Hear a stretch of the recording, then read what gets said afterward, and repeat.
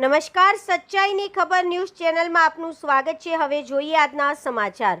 The Dholka taluka teachers cooperative credit and supply સોલ લિમિટેડની 12મી વાર્ષિક સાધારણ સભાનું આયોજન। આજરોજ the Dholka taluka teachers cooperative credit and supply સોલ લિમિટેડની 12મી વાર્ષિક સાધારણ સભાનું આયોજન પીએમ શ્રી કન્યા શાળા નંબર 1 ધોળકા ખાતે કરવામાં આવ્યું।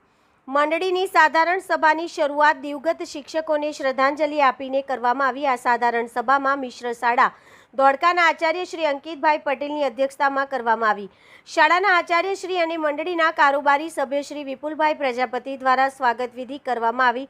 વાર્ષિક સાધારણ સભામાં મંડળીમાંથી નિવૃત્ત થયેલા શિક્ષકોને શ્રીફળ, શાલ, પેન અને સાકર આપી સન્માનિત કરવામાં આવ્યા। સાથે સાથે મંડળીના શિક્ષક સભ્યોના ધોરણ 10 કે તેથી ઉચ્ચ અભ્યાસમાં ડિગ્રી મેળવેલ દીકરા દીકરીઓને ટ્રોફી તથા પેન આપી સન્માનિત કરવામાં આવ્યા। મંડળીના સેક્રેટરી દ્વારા મંડળીનો વાર્ષિક વહીવટ અહેવાલ રજૂ કરવામાં આવ્યો।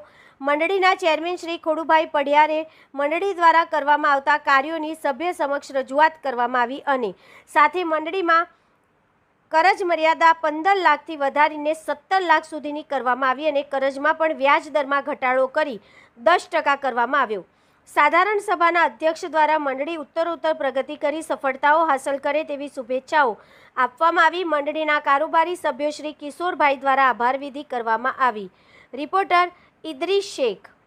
हम दिखाएंगे सच्चाई की खबर चैनल को लाइक कीजिए, सब्सक्राइब कीजिए और हमारे साथ जुड़े रहिए। हम दिखाएंगे आपको सच्चाई की खबर।